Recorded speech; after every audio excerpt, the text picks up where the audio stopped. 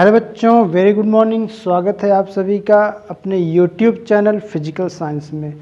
और आज के इस वीडियो में हम क्लास 11th की फिजिक्स का काइनेमेटिक्स का लेक्चर नंबर 6 लेकर आए हैं। बच्चों ध्यान दीजिए, आप लेक्चर नंबर 5 तक हम अप्रैल में आपको पढ़ाए थे। लेक्चर नंबर 5 तक आपको जो पढ़ाया गया था उसमें कैलकुलस की कुछ बातें हम बताए थे, जिसमें स्लोप निकालना आपको सिखाए थे, डिफरेंशिएशन इंटीग्रेशन क्या होता है इसके बारे में बताए थे। उसकी आवश्यकता हमें आज पड़ी है। तो उसकी आवश्यकता क्यों पड़ी? क्योंकि आज हम उस टॉपिक को पढ़ने वाले हैं जहां हमें स्लोप की आवश्यकता पड़ेगी। और वो टॉपिक है आपका ऋजुरेखीय गति का ग्राफीय निरूपण, यानी graphical representation of linear motion. तो हेडिंग बना दीजिएगा, graphical representation of linear motion. रेखीय गति का ग्राफीय निरूपण, यानी ग्राफ के माध्यम से हम गति को पढ़ेंगे। गति में हमने बताया गया था आपको, आप पढ़ते थे change of position with respect to time, change of position with respect to time. और पढ़े थे आप change of velocity with respect to time. तो ये सारी चीज़ें समय के सापेक्ष स्थिति में परिवर्तन की दर, या समय के सापेक्ष वेग में परिवर्तन की दर, या समय के सापेक्ष त्वरण में परिवर्तन की दर, जो कि स्लोप के माध्यम से आया था। और उस स्लोप को आज हम एक ग्राफ के माध्यम से कैलकुलेट करेंगे, ज्ञात करेंगे, पढ़ेंगे उसको ध्यान से। तो आइए सबसे पहले हम इसको स्टार्ट करने से पहले आपको ये बता दें कि ग्राफ क्या होता है। पहला आपके माइंड में तो यही क्वेश्चन चल रहा होगा, ग्राफ किसे कहते हैं। ठीक, तो बच्चों देखिए, ये जो ग्राफ होता है, दो संबंधित राशियों के बीच का जो संबंध होता है, फलन होता है, उस फलन को प्रदर्शित करने का एक सचित्र वर्णन है। अर्थात graph is a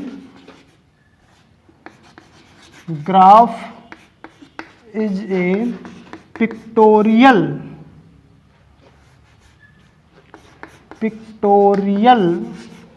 representation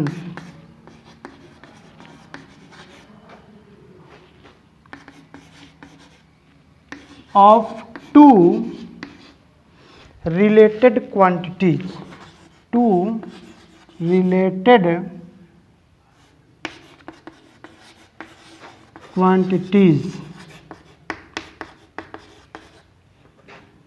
in which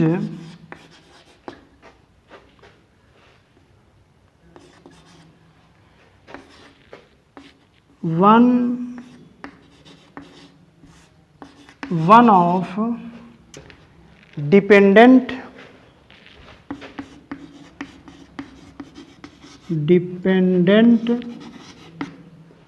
and other independent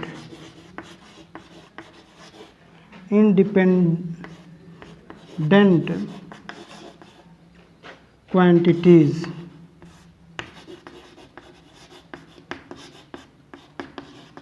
अर्थात ग्राफ जो है वो दो संबंधित राशियों के बीच का एक सचित्र वर्णन होता है, पिक्टोरियल रिप्रेजेंटेशन होता है, जिसमें उन दोनों राशियों में से एक डिपेंडेंट होना चाहिए, यानी एक परतंत्र राशि होनी चाहिए, और दूसरी जो है इंडिपेंडेंट होनी चाहिए, अर्थात स्वतंत्र राशि होनी चाहिए। आप ऐसा समझिए कि दो स्वतंत्र राशियों के बीच का जो संबंध है, उस संबंध को अगर हम ग्राफ के माध्यम से उस संबंध का अगर हम सचित्र वर्णन कर रहे हैं तो वो सचित्र वर्णन ही ग्राफ कहलाएगा। ठीक, चलिए तो आप वीडियो को पॉज करिए, डेफिनेशन लिख लीजिए। अब हम इसमें सबसे पहले पढ़ेंगे time displacement graph. Time displacement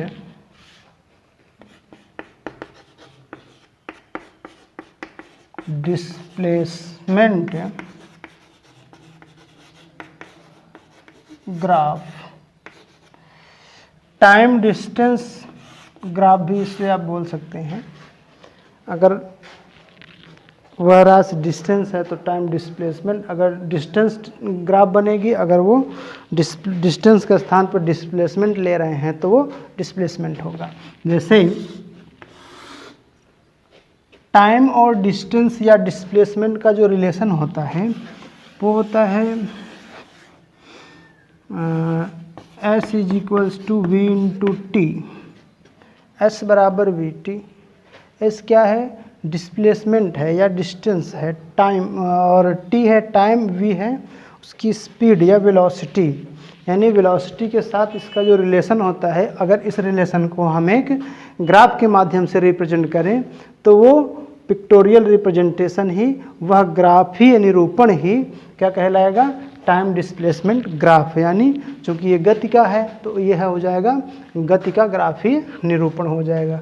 तो इसको देखिए, रिप्रेजेंट करने के लिए हम एक एक्सिस को फिक्स कर ले रहे हैं, इसको बोलेंगे टाइम एक्सिस। टाइम एक्सिस जो क्षैतिज अक्ष है, जिसे हम कोऑर्डिनेट ज्योमेट्री में एक्स अक्ष बोलते थे, यहाँ इस चैप्टर के लिए, पर्टिकुलर इस चैप्टर के लिए हम इसे फिक्स कर ले रहे हैं टाइम एक्सिस। और जो दूसरा है आपका वाई एक्सिस, जिसको आप मानते थे, उसमें हम चेंज करते रहेंगे। अगर हमको टाइम डिस्प्लेसमेंट चाहिए तो टाइम को तो मैंने इस वाले एक्सिस पे फिक्स कर दिया, तो बच्चा जो आपका डिस्प्लेसमेंट को यहाँ आप फिक्स कर दीजिए। इसको आप शॉर्टकट में एस टी ग्राफ भी बोल सकते हैं। ये है टाइम टी और ये है डिस्टेंस एक्सिस।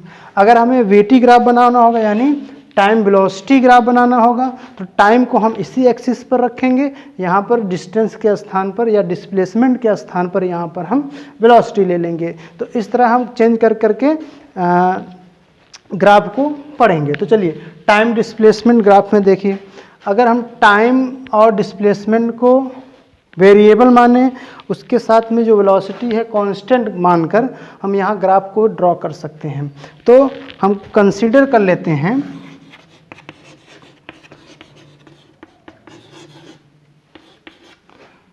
ये वेलोसिटी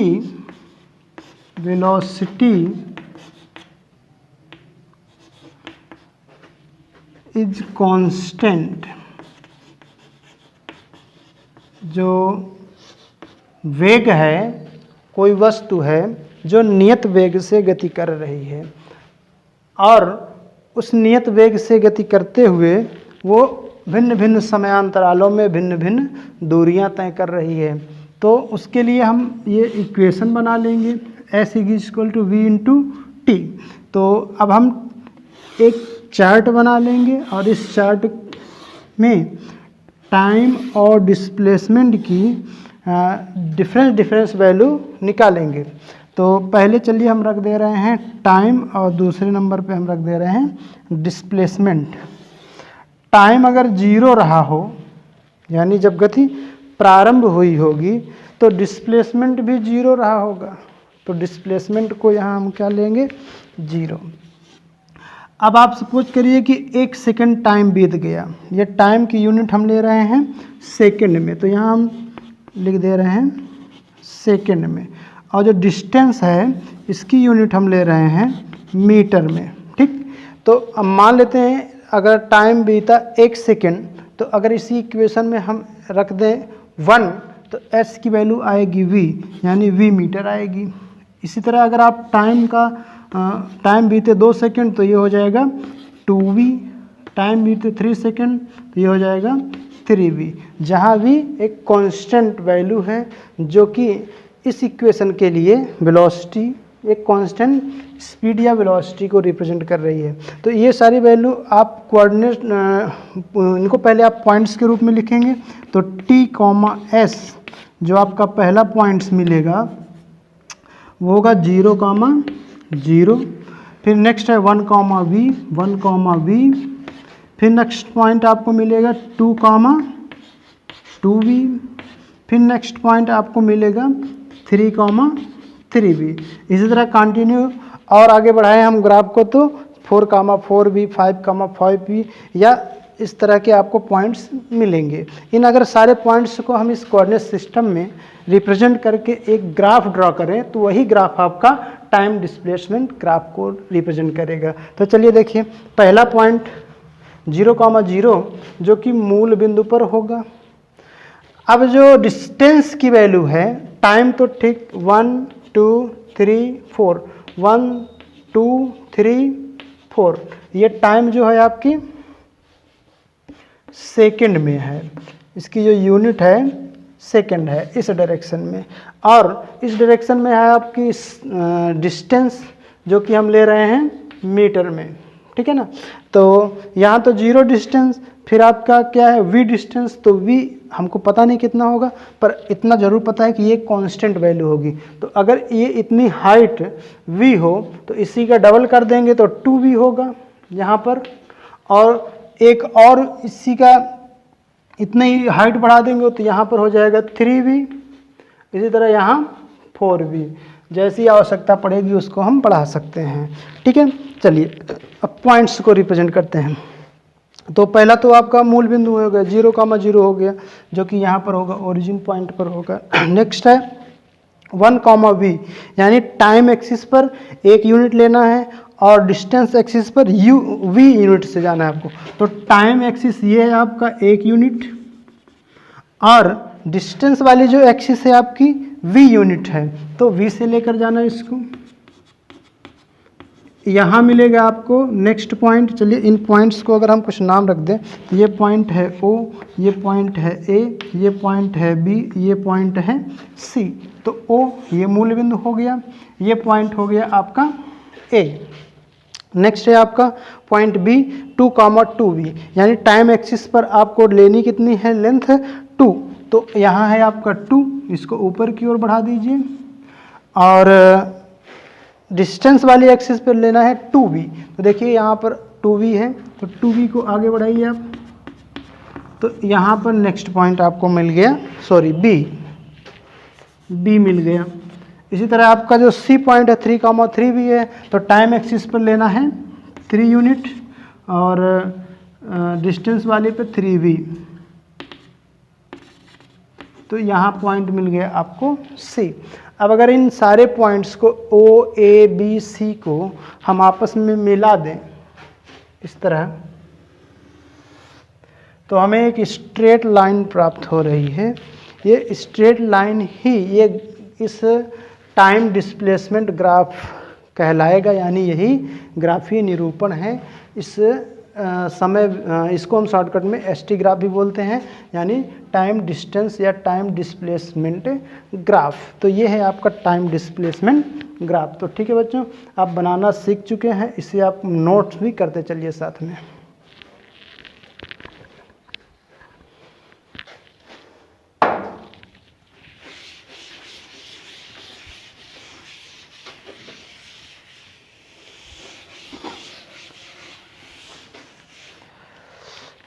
तो देखिए, ये तो एक सिंपल टाइम डिस्प्लेसमेंट ग्राफ है जिसमें वस्तु एक नियत स्पीड या कांस्टेंट वेलोसिटी से मूव कर रही है।